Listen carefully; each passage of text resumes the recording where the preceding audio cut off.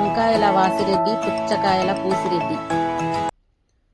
ఒక గ్రామంలో పక్కపక్కగా ఉన్న ఇళ్లలో వాసిరెడ్డి, పూసిరెడ్డి అనే ఇద్దరు రైతులు ఉండేవారు. వారు వారి వారి పొలాలలో వాసిరెడ్డి వంకాయల తోట వేశాడు. పూసిరెడ్డి పుచ్చకాయల చెట్లు నాటాడు. కొద్ది రోజుల తరువాత వారి తోటలో వంకాయలు, పుచ్చకాయలు చాలా బాగా కాసాయి. రైతులిద్దరూ అది చూసి ఎంతో సంతోషించారు. ఈసారి మంచి లాభాలు వస్తాయి అని అనుకున్నారు. ఇది ఇలా ఉండగా ఆ గ్రామానికి దూరంగా ఉన్న అడవి నుంచి నక్కల గుంపు ఊరిలోకొచ్చింది. అది చూసి గ్రామస్తులు శబ్దాలు చేసి వాటిని తరిమేశారు. అప్పుడు నక్కలన్నీ అడవిలోకి పారిపోయాయి. తర్వాత నక్కలు పగటిపూట రావడం మాని రాత్రిపూట పంట పొలాలు, తోటలలో పడి దొరికినవి తింటూ ఉన్నాయి. ఒకనాడు ఆ నక్కలు పూసిరెడ్డి తోట పుచ్చకాయలకు తినడానికి వచ్చాయి. బాగా పెద్దవై కోయడానికి తయారుగా ఉన్న పుచ్చకాయలన్నీ ఇష్టం వచ్చినట్లు అడ్డదిడ్డంగా కొరికి కొరికి తిన్నాయి. కడుపు నిండిన తర్వాత పక్కనే ఉన్న వాసిరెడ్డి వంకాయ తోటలోకి వెళ్ళి, చి, ఈ కాయలు తినేకి పనికిరావు అని అక్కడ మలమూత్రాలు పోసుకుని ఆ వంకాయలకంతా రుద్ది వెళ్ళిపోయాయి. ఉదయం తోటకు వచ్చి చూసిన వాసిరెడ్డి, పూసిరెడ్డి వారి వారి తోటలను చూసి దుఃఖం వచ్చింది. మంచి లాభం వస్తుంది అనుకుంటే ఈ నక్కలు ఈరోజు అమ్మాల్సిన కాయలు నాశనం చేశాయి అనుకుని బాధగా తిరిగి ఇంటికి వెళ్ళారు. మరుసటి రోజు కూడా నక్కలు అక్కడికి వచ్చాయి. ఆ నక్కలకు పుచ్చకాయలు బాగా నచ్చాయి. ఆ రోజు పెద్దవైన పుచ్చకాయలను తిని వంకాయల తోటలో వంకాయలను పాడు చేసి వెళ్ళాయి. వాసిరెడ్డి, పూసిరెడ్డి మళ్ళీ వచ్చి చూశారు. ఈ నక్కలను ఎలా తరమాలి అని ఆలోచించారు. వాసిరెడ్డి తోటలో వంకాయలు ఉన్నాయి, కానీ అవి మురికిగా ఉండటం వల్ల ఎవరూ కొనలేదు. వాసిరెడ్డికి చాలా కోపం వచ్చింది. వెంటనే వాసిరెడ్డి సంతకు వెళ్ళి చిన్న చిన్న కత్తులు తెచ్చి వంకాయలకు కట్టి ఇంటికి వెళ్ళిపోయాడు. ఆ రోజు అర్ధరాత్రి నక్కల గుంపు పుచ్చకాయలు తినాలని నోరు ఊరుతుండగా వచ్చాయి. పుచ్చకాయలను సగం తిని సగం వదిలి పాడు చేశాయి. తరువాత నక్కలన్నీ ఆనందంగా ఊలలు వేస్తూ వంకాయ తోటకెళ్ళి వాటి ముడ్డిని వంకాయలకు రుద్దాయి. వాసిరెడ్డి కత్తిన కత్తుల వల్ల వాటి ముడ్డి తెగింది. వెంటనే రక్తం కారసాగింది. ఆ నొప్పికి నక్కలన్నీ కుయ్యో మొర్రో అంటూ అడవిలోకి వెళ్ళాయి.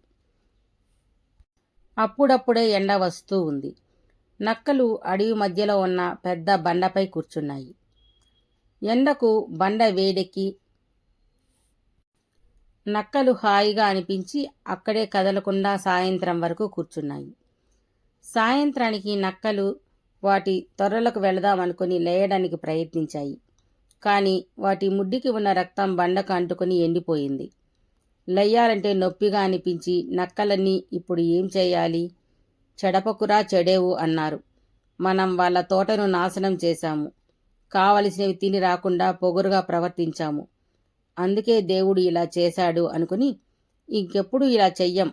వానదేవుడా, వాన కురిపించి మాకు విముక్తి కలిగించు, నీకు పండగ చేస్తాము అని వానదేవునికి మొక్కుకున్నాయి. వానదేవుడు వాటి మొర విని సరే అని వర్షం కురిపించాడు.